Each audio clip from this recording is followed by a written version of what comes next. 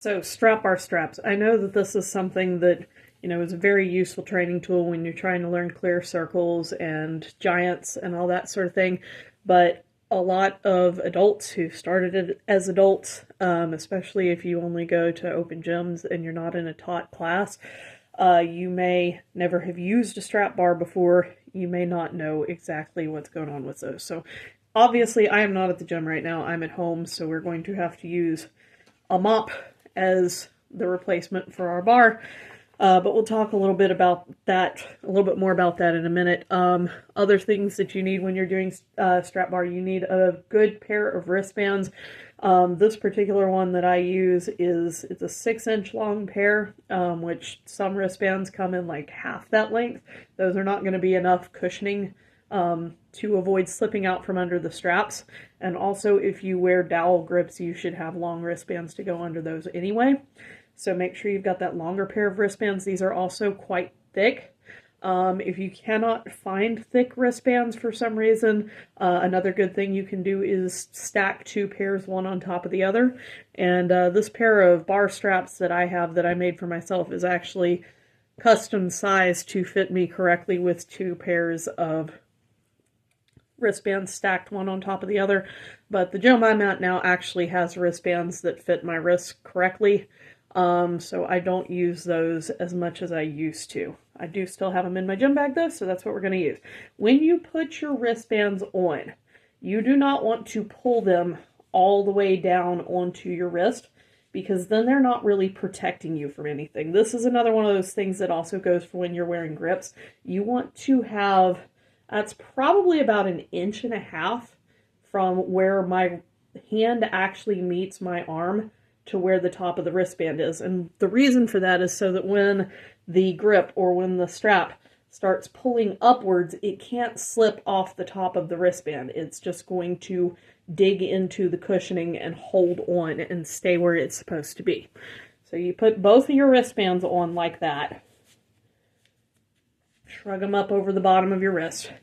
And then you're ready to use the bar. Now, some gyms actually do strap bar a little bit differently, especially if you are experienced with it, is instead of the PVC pipe around the bar, they just have the bar that they use for strap bar is not chalked the way a regular high bar is, and you wear oven mitts or string gloves on your hands and you just strap directly onto that bar. If you do that, you're going to use a slightly smaller pair of straps. If you have the PVC pipe, you're going to use a slightly larger pair of straps. But either way, to figure out what is right, you should be going with the smallest pair that you can do comfortably. Because if you go for anything larger, again, you have that risk that it's going to slip around like it's not supposed to, and then you're going to have some problems. So you take your wristband. There is a spot on most wristbands where it's sewn together. That goes on top, and then the other side goes flat. And the half twist in the straps means that the bottoms will line up with each other nicely. You want to have them already lined up before you put your hand in.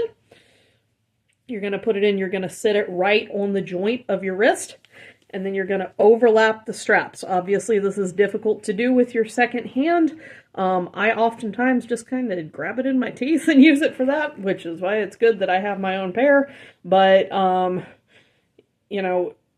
that is by far not the nastiest thing you're going to come in contact with at the average gymnastics gym, so don't be too freaked out about it. Once you are inside that strap, you are going to work your hand to turn the strap around your wrist to put it hand on the bar. And I actually like to kind of overlap my pinky over the strap a little bit to hold it in place so that it can't slip apart while I'm swinging. But this is also just fine. Another thing that some people do, so that was, you go straight in and then you turn your hand over and stack those straps and hold on. Sometimes folks who are a little bit like kind of in between sizes, what they have to do is they have to take the bigger strap, come in from the back, stack them up, and turn it over like that.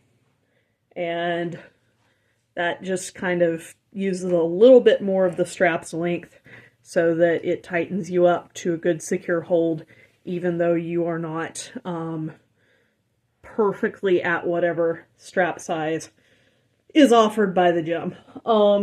I know that recently there has been some company that's come out with bar straps that are like a padded figure of 8 shape. I don't like those. They don't feel very secure for me.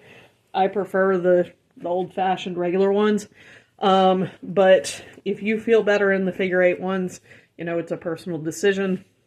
But if you're running a gym and you want to offer some of those, I think you should also offer the traditional ones as well, because not everyone is going to like the the one-size-fits-all setup. So that's kind of the main thing for strap bar. And then as you're swinging, you know, you don't let go of the bar. Open your fingers to shift like you would swinging on a normal bar. That's what the pipe is for. So you just roll your wrist back while holding the pipe and let the pipe do the shifting action.